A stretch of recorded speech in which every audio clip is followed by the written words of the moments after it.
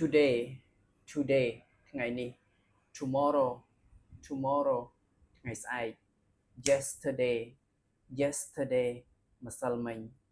the day before yesterday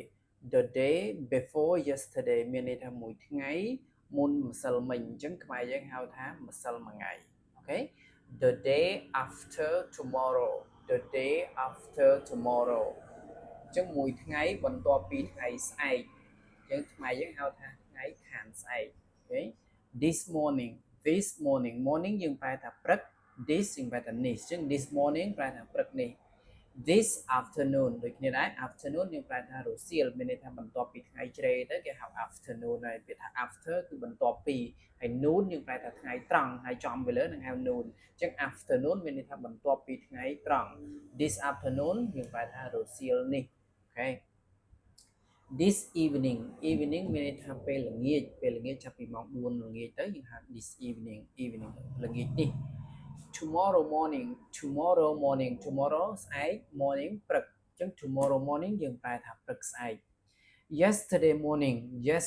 morning yesterday ប្រែថាម្សិលមិញ morning ព្រឹក yesterday morning ព្រឹកម្សិលមិញ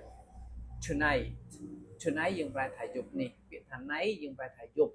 បាទដល់ពេលយប់នេះយើងអត់ប្រើពាក្យថា this night ទេយើងប្រើថា tonight អូខេ last night យើងប្រែថាយប់មិញអូខេ tomorrow night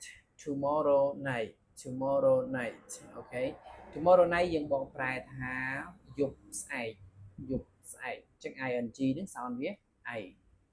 សម្រាប់បងប្អូនដែលចង់បានសៀវភៅនេះយកទៅរៀនអានបាទសៀវភៅនេះគឺមានចំណងជើងថាមូលដ្ឋានគ្រឹះនៅក្នុងការអានពាក្យភាសាអង់គ្លេសហើយសៀវភៅនេះគឺបានរៀបចំឡើងពីសម្រិតសម្រាំងសម្រាប់បងប្អូនដែលចង់ចេះក្បួនខ្នាតនៅក្នុងការប្រកបពាក្យភាសាអង់គ្លេសឲ្យបានត្រឹមត្រូវនិងអានពាក្យភាសាអង់គ្លេសប្រកបដោយទំនុកចិត្តបងប្អូនអាចជឿសៀវភៅនេះមួយក្បាលយកទៅរៀនអានទៅហើយសូមបញ្ជាក់បងប្អូនថាសៀវភៅនេះគឺមិនមានលក់នៅតាមបណ្ដាខេទេគឺយើងមានលក់តែនៅសាលាយើងតែមួយគត់អញ្ចឹងបងប្អូនដែលចង់បានសៀវភៅនេះត្រូវតែបងប្អូនតាក់ទងមកខ្ញុំទៅបានណាអូខេអរគុណច្រើនបងប្អូន